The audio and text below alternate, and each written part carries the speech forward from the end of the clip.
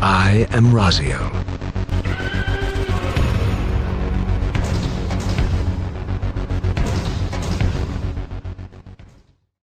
What's up, you beautiful bastards? I'm going to get into this really quick, so no fucking around. First and foremost, I just do want to say, no matter what I put into the tier list here, make sure you guys are picking the class you have the most fun with. Fuck the meta. Do what you want to do. Yeah, but I'm going to do a quick, having been in the Dragonflight beta, played around, I'm going to do a quick tier list of what I think the tanks are going into Dragonflight. So this is just, again, from what I've been able to see and play around with, how I think things are going to perform. I'm going to take into account, we're going to do raid first, raid tier list, and then we'll do, we'll go ahead and we'll do the Mythic Plus. I also want to preface that I think right now in World of Warcraft, tanks are more balanced than they have ever been in a really long time. So without further ado, let's just get into it. Obviously, first and foremost, I'm going to do Blood Death Knight. Blood Death Knight right now by far has the most self-sustain. The damage they do is probably, in multi-target, probably a little lower than everything else, but it's single target. They're all pretty close single target, but overall, taking into account for raids, utility, and because Death Knights can bring quite a bit of utility, bringing in, you know, DPS, survivability, mitigation, and self-healing.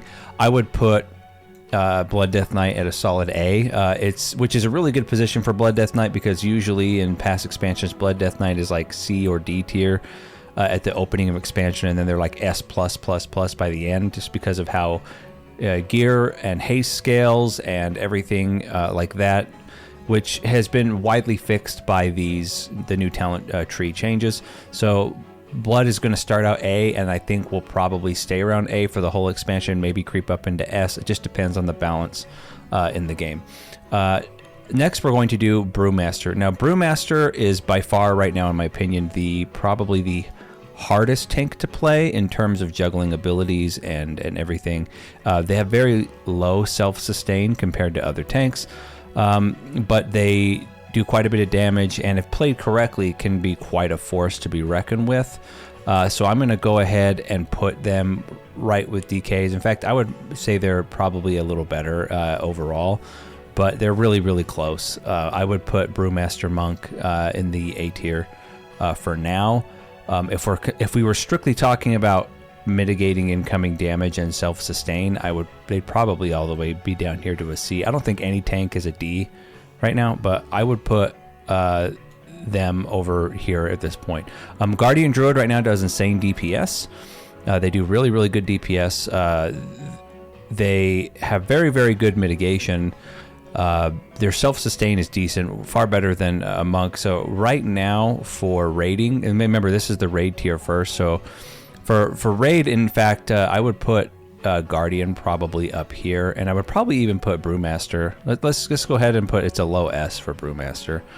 Guardian is very good right now. Actually, nope. My mind's all over the place. I'm going to keep it in an A. Not Brewmaster, Guardian. I'm going to keep Guardian as an A right now for rating. Paladin. Now, Protection Paladin has had some struggles because of their talent trees leading up to this, but for raids, again, I would probably put Paladin at a B, and it's a high B. Paladin is a high B right now. They're kind of middle of the pack on all things. They do require quite a bit of management of cooldowns, but if you fuck up, it's very punishing. So I would put them at a B right now for raids. Prot Warrior, an easy S, better than they're just got really good mitigation, and their damage is really good. Their self-sustain is okay. It's not the greatest, but it's okay. It's definitely not as good as a Blood Death Knight.